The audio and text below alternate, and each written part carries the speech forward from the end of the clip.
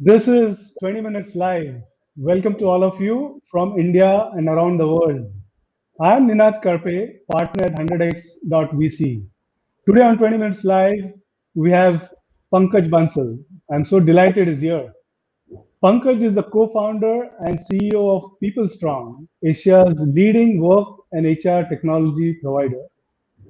Under his leadership, PeopleStrong has established various workforce and HR tech brands like VBox, Tag, PeopleStrong ALT, Zippy, which have a user base of more than 1 million users across the globe, a staggering number.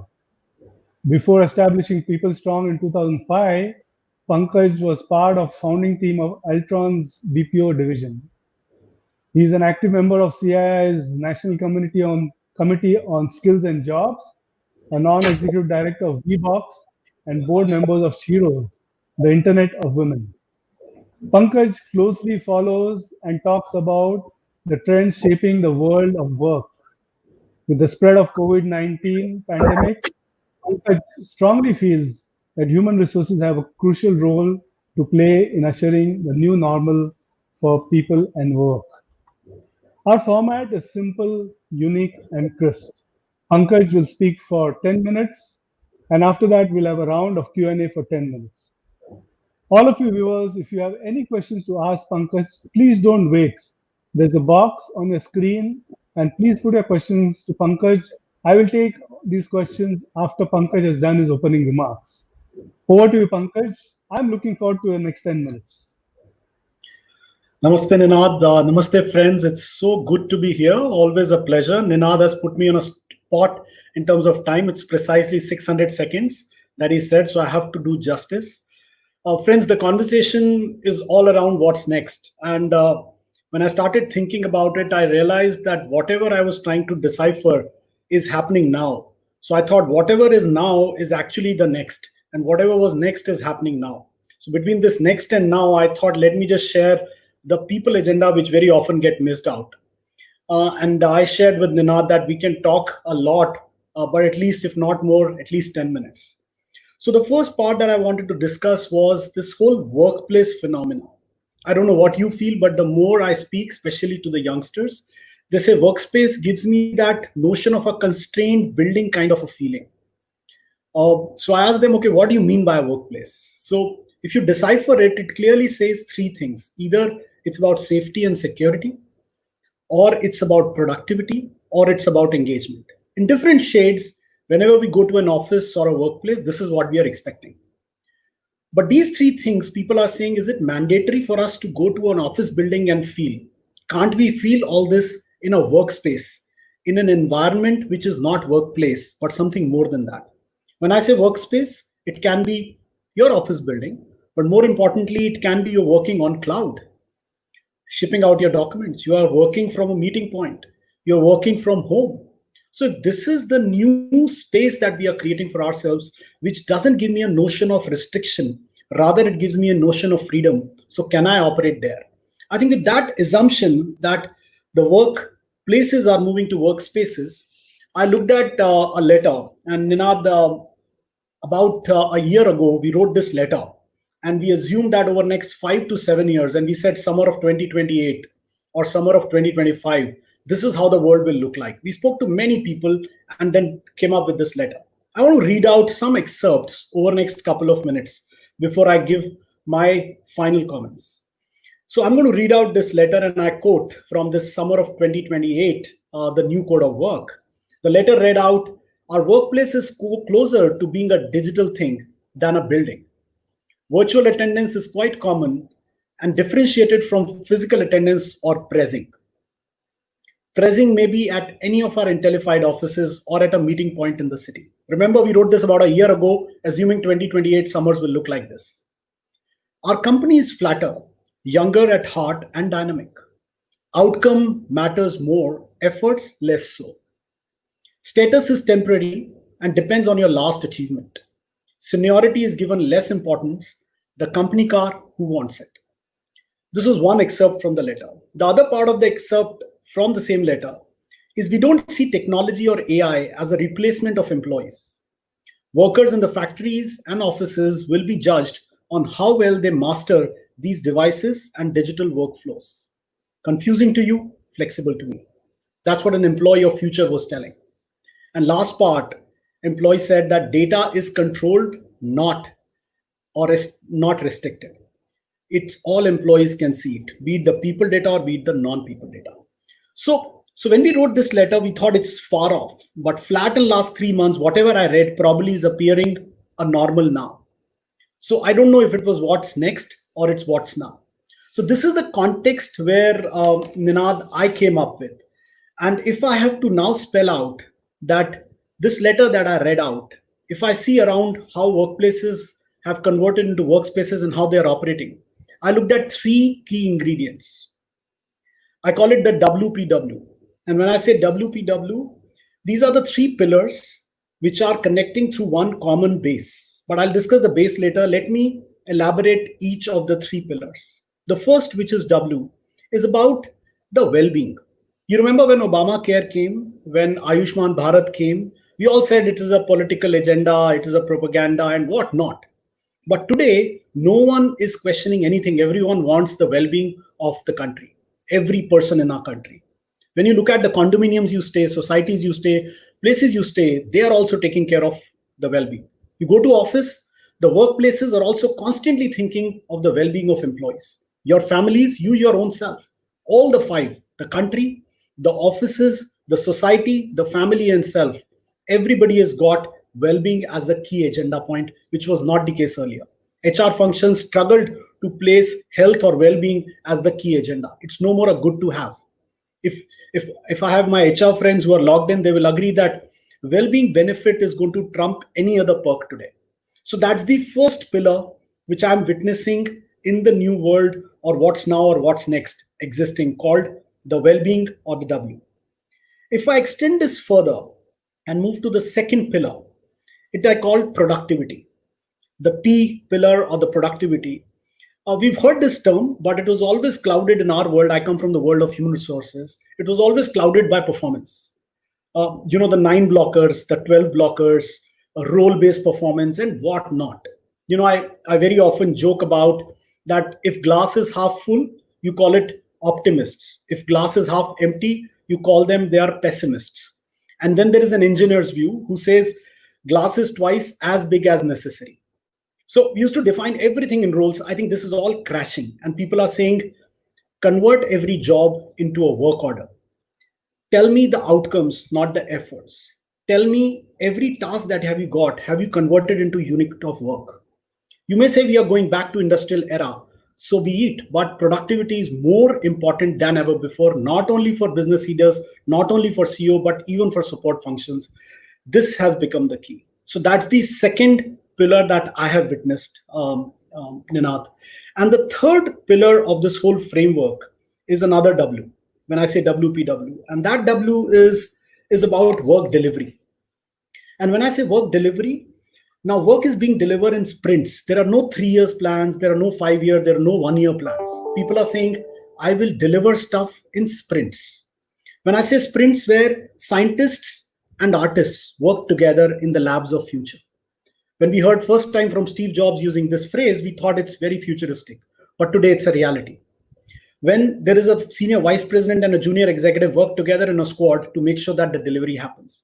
When there are permanent employees, temporary, gig, bots, robos are working together to make sure that delivery happens. This is true diversity at place. So the work delivery contours have changed. And most importantly, the hierarchies are collapsing. You have become your own boss. At the end of the day, you'll be held responsible for the outcomes. So isn't it a beautiful world? I know there are dark shades all around us. There is a pandemic that has hit us, but we are all sitting in different buildings. Each one of us are facing it in a different way. So before I close, I will say that all the three pillars that I talked about, the WP and W, the well-being, the productivity, and the work delivery, is stitched together on something what I called the digital optimizer. It's not an ERP, but if you want payroll to be delivered, it will do payroll. If you want productivity or collaboration tasks, it will do that. So this is my view for 10 minutes, Ninad, or 600 seconds. I hope I'm finishing on time. So this is what I wanted to share. Great, Pankaj. Bang on time. I loved your WPW. I was, furiously noting it down. Really, really amazing. I loved your thought about work is in sprints now. Lovely, amazing, amazing. So we already started with questions. So I'll get going with some of them, and then we can have some conversation. So Amit Chatterjee is asking that once the COVID vaccine comes, and do you think? No, obviously it will come sometime in 2021 is the expectation. Do you think people will go back? Will there be a tendency to go back to old ways, or this new thing is here to stay? So, see, human beings unfortunately have the habit of falling back when things are not bad, right? But I call it the clean desk policy. Have you noticed, Ninad, when you walk in the clean desk policy, you should open the drawers to see the cleanliness of the desk, right? So the reality, I feel that there will be enough movement which would have shifted that people will not come back. If your travel costs have come down, if your health is better, if you're able to close business on video, why do we need to do all this? So I'm just praying and hoping that we will not go back to the old way. But no one can answer, only time will tell. But one thing I can say for sure, Ninad, it will not be 100%. Even if we go back, 70% of this new way will remain. Sure. So, Pankaj, we've all read, and I don't know if these folks are your clients. So, it's a large, or maybe the largest IT company, I don't want to name it, has announced that by 2025, only 25% of their employees will come to work. That's a staggering number for a company of with huge number of employees. What's your view? How will that really change a lot of things if such large percentage of people work from home? So, Ninad, as I said, all they are saying is a very normal thing. They are moving from workplace to workspace. If you see, nothing is changing. The three things that I said, that companies will continue to focus on employee security and safety. They will continue to focus on productivity. They have the right digital systems. They will continue to focus on engagement. So as long as you take care of the three, whether 25% people come to a physical office or 75% doesn't make sense. So for me, it's not something very new. We have Okay. just not witnessed it. And I'll give you an example, very quick one, Ninad. We processed about 500,000 paychecks on 31st March when everything was in COVID, people sitting from home. Oh, So I saw that witnessing payroll being processed from home. So it happened. right. So one question is asked by Narayan Pasari. He's saying that the typical Indian culture is the boss wants to see his employees in front of him. Uh, will that now change, or that will the culture change, or will the boss have to change?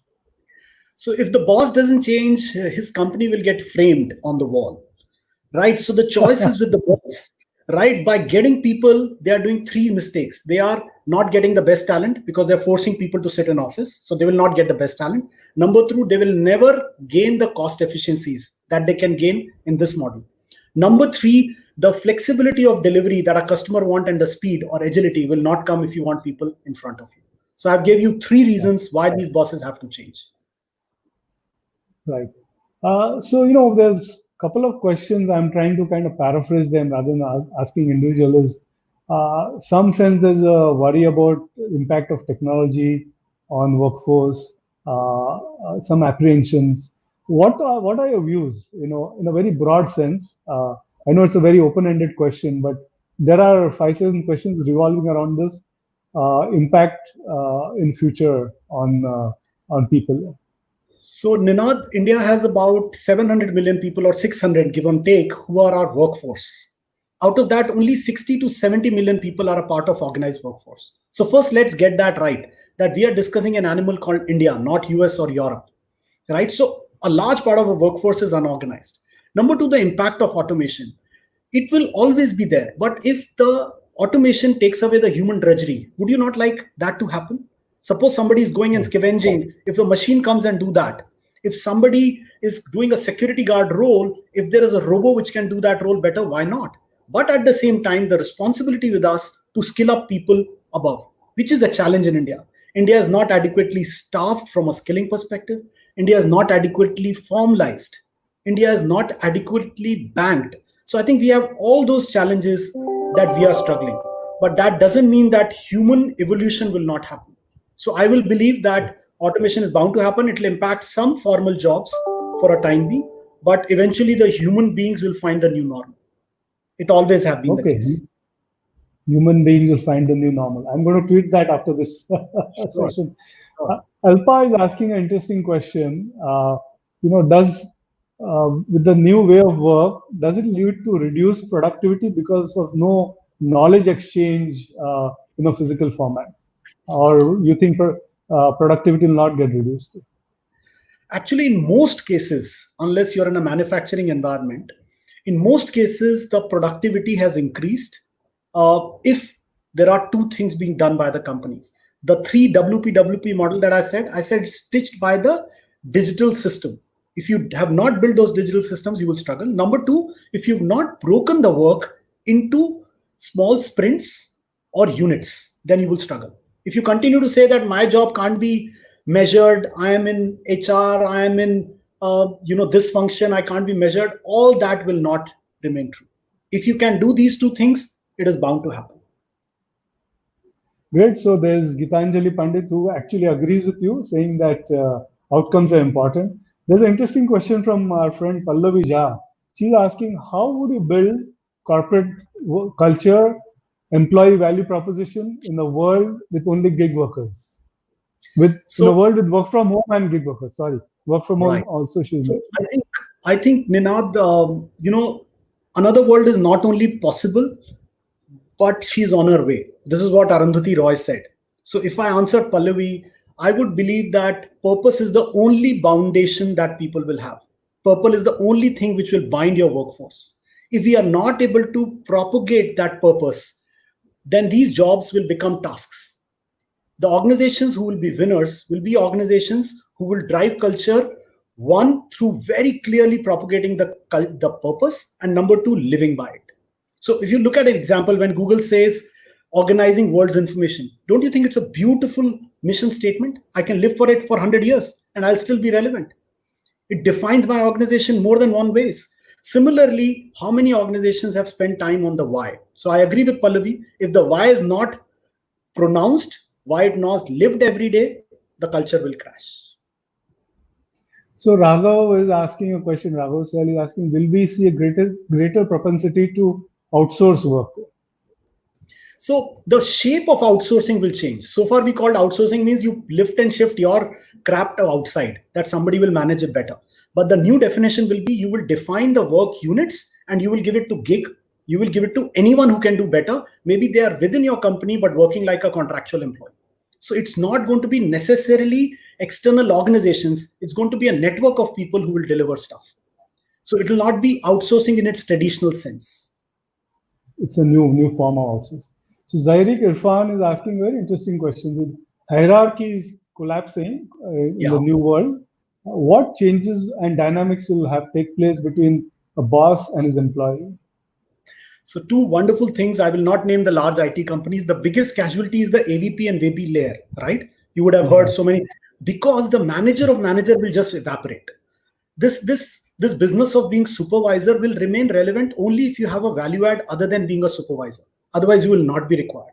So I believe the new squad culture, when hierarchies will collapse, Ninad, the new squad culture will have senior people and junior people being paid for the outcomes, and there will be no hierarchy in them. I may be a vice president, somebody may be a junior executive, but we'll come together to deliver a work and we will get paid for the worth of work we have given as an outcome. And there are umpteen number of cases I can quote from my Hughes Software friends who have now picked up these kind of assignments because they say none of the companies are ready to take me and pay me like a vice president they used to pay earlier.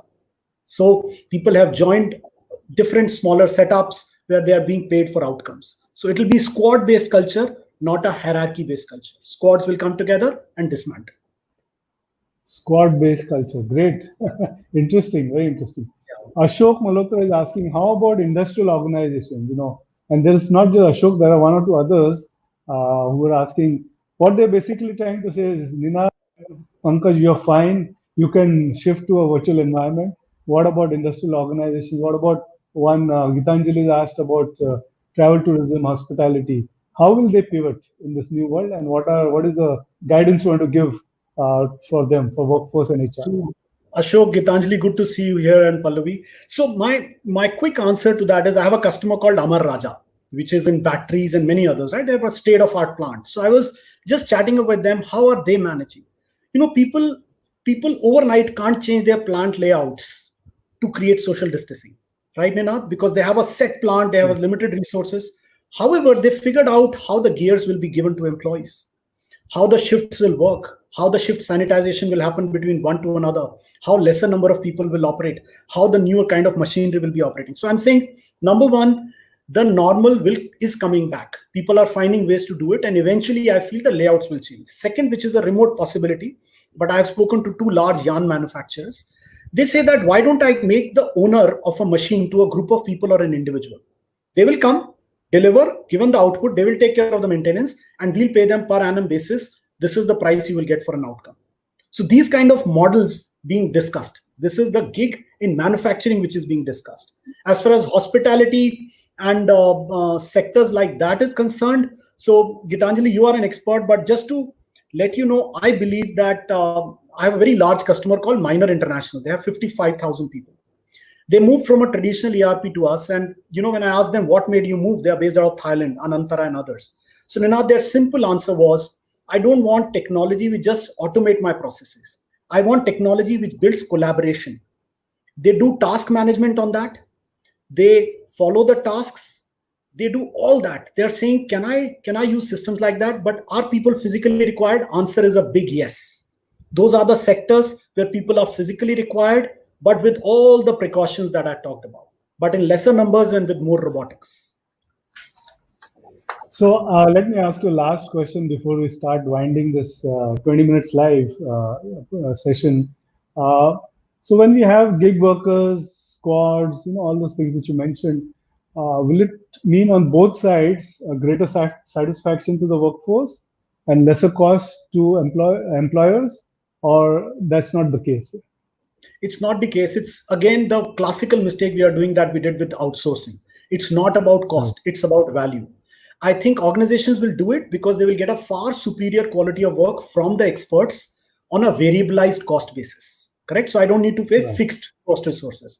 On the individual side, they will get better price points being paid than what they will get in a job. However, their challenge is to having a larger utilization of their time. So these are the two sides. It's not about cost. It's actually about value and utilization. That's what we have. So I'm going to ask one or two personal questions. It's always not very easy to get you. So since I have you on this platform, you have been in lockdown for 2.5 or 3 months. Has your work-life balance improved or deteriorated? Significantly improved. Sometimes I work a little longer hours, but I don't have to travel. So I find it I've got my 4 hours from 5 a.m. to 9 a.m., which I never got in my life. So 4 full hours with me. Great. And any new hobbies, any new habits, or something good which you want to tell our viewers? I never thought that I'll teach yoga. So I'm teaching an extensive form of yoga called Vinyasa in the morning for 1 hour with friends and family. And it keeps me also going. But 6:15 to 7:15, I do that. I never thought that I'll teach yoga. So God forbid if everything collapses, I'll be a yoga teacher. Well, that explains your ageless looks, Pankaj. You look the same after 10 years. And let me ask you, I think on a slightly serious note, we do have a lot of young viewers who watch, given that 100x is fund startups. What is the advice you would like to give for a young graduate graduating just now and wanting to pursue a career in HR? Any words of advice? So one is, don't think you're part of HR department. Think you're managing workforce and you have to increase your productivity. So do projects related to workforce productivity. Number two, think boundaryless, and if you can work in non-HR functions, please do. That's the best experience you will get. You can come back to HR. And third, and the final advice will be, look at data. Please become data experts. So HR is very often blamed to not understand data or metrics very well. So become an expert of data. These 3 things will go a long way. Great words of advice to wind down this show. I loved your 3 pillars, WPW, and I love the advice you've given to young people. Thank you, Pankaj. Thank you so much for coming on 20 Minutes Live. We're so delighted you joined us today and spent time with us. Remember, viewers, we have 20 Minutes Live every Thursday, 5 p.m. and tune to 20 Minutes Live. Pankaj, thank you again for coming on 20 Minutes Live. Pleasure. Sorry if I couldn't answer some of the questions, but I'll be happy to answer them later. Thank you. Thank you.